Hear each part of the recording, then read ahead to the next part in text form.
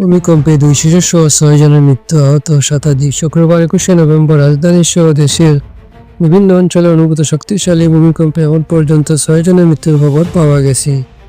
ঢাকায় 3 জন, নারায়ণগঞ্জে 1 জন এবং নরসিংদীতে 2 জনের মৃত্যুর ঘটনা নিশ্চিত করা হয়েছে। বিভিন্ন স্থানে বহু মানুষ আহত হয়েছেন এবং অনেক ভবন স্থাপনায় ফাটল দেখা গেছে। সকাল 10টা 38 মিনিট 26 সেকেন্ডে রিক্টার স্কেলে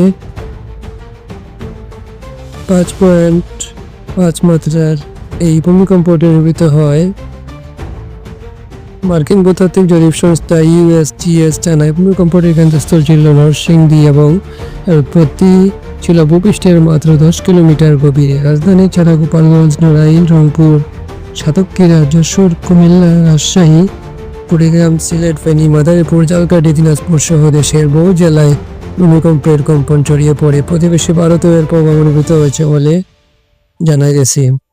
ঢাকা রেলিং 203 জনের মৃত্যু। রাজধানীর বংশালের কষাইটুলি এলাকায় একটি 5তলা ভবনের রেলিং ভেঙে নিচে পড়ে 3 পথচারী নিহত হন। ওসি জানান, সকাল 11:30টার দিকে দুর্ঘটনা ঘটে। ভিডিও ফুটেজে দেখা যায় রেলিং ভেঙে পড়ে আহত রাস্তায় ছড়িয়ে পড়ে আছেন এবং স্থানীয়রা তাদের উদ্ধারে এগিয়ে যাচ্ছেন। ঢাকার বিভিন্ন এলাকায় ভবন দুলে উঠে দেয়ালে ফাটল এবং আতঙ্কে বাসা থেকে বের হওয়ার ঘটনা ঘটে।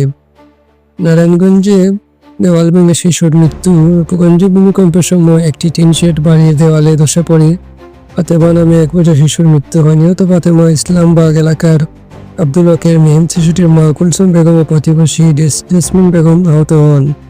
ওসি তরিকুল ইসলাম জানান, পুলিশ ঘটনাস্থলে গিয়ে নিহত ও আহতদের পরিচয় নিশ্চিত করেছে।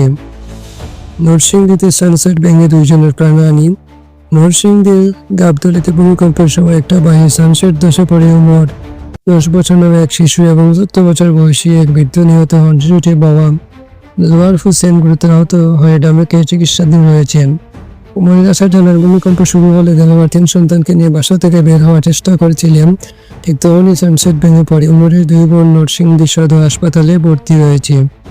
ঢাকা মেডিকেলের পুলিশ ক্যাম্পের ওসি মোহাম্মদ ফারুক জানান, বাবা ছেলেকে হাসপাতালে আনা হলে চিকিৎসক উমরকে মৃত ঘোষণা করেন।